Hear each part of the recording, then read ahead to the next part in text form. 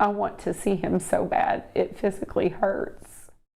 Louisville mother sharing the heartache of a recent separation from her son and what it's caused her family. She says it was necessary. Rachel Moldoveanu says she can no longer provide a safe home for her son with severe autism. She's fought for months trying to get Frankie into a nearby facility that can take care of him in a way that her family can't. Well, the problem here is there's no such place for him in the state of Kentucky. Our Brooke Hash and photojournalist Emma Gefter explain her fight to keep Frankie in the family. His little handprints right here from when he was little, I save all of those. I can't ever get rid of him.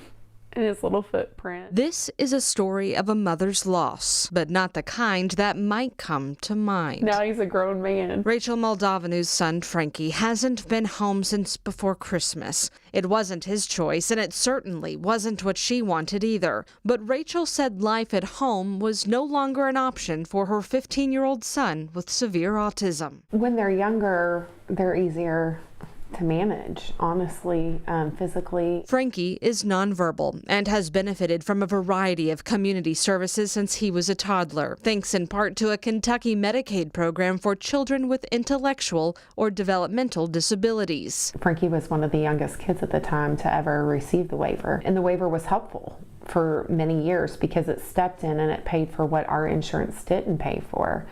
And those services out of pocket are extremely expensive. But as Frankie got older, his needs changed. What you need at 4 years old is very different than what you need when you're 14 years old. When he got older, he would elope. He would get out of the house and they would find him 3 houses down, and sometimes he'd be clothed and sometimes he wouldn't.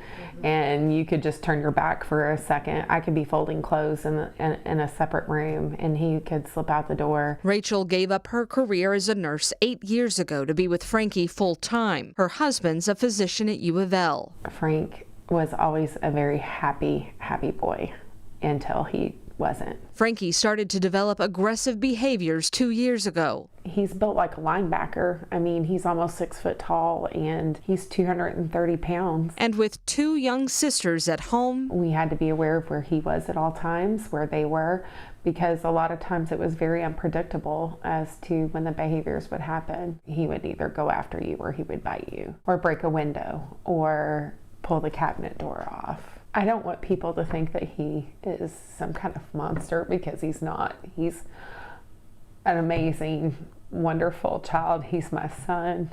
We love him so much.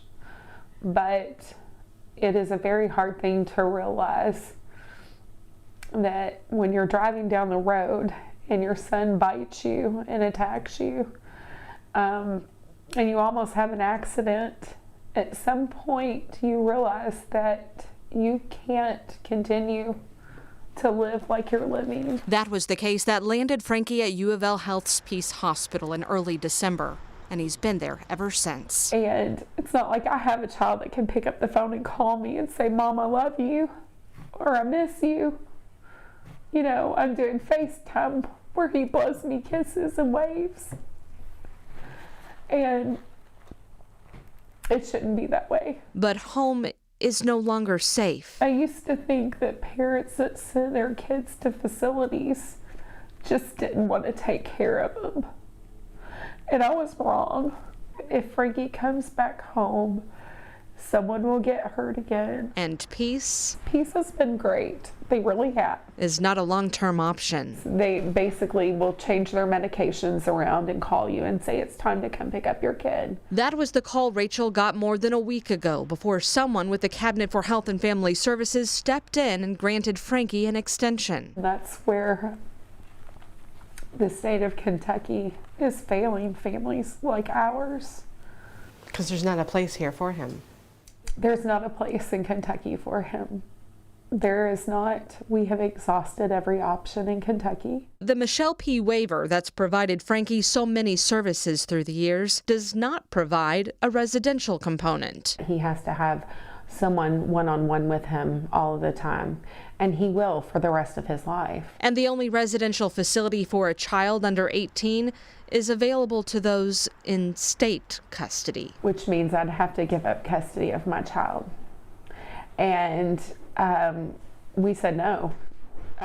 Frankie is very loved. He's ours. We just can't safely take care of him anymore. What are parents like us supposed to do? His mom called everyone in Frankfort she knew, from lawmakers to attorneys and the department heads with Kentucky Medicaid, and got the same message. And they all say the same thing. It shouldn't be this way. We wish there was more that we could do. Each call was like losing her son all over again. In the beginning, I thought, well, there's nothing in Kentucky. We can find something in Ohio or, somewhere within, a few hours driving distance. And it was made very clear that wasn't an option. But giving Frankie up to the state isn't one either. We will find a way. He's mine. This is just the fight to get Frankie help while he's still considered a kid. It'll start all over again with a different waiver system when he becomes an adult. But today there is hope for Frankie and his family. Hope found hundreds of miles away. Stay with us as we follow him on his journey.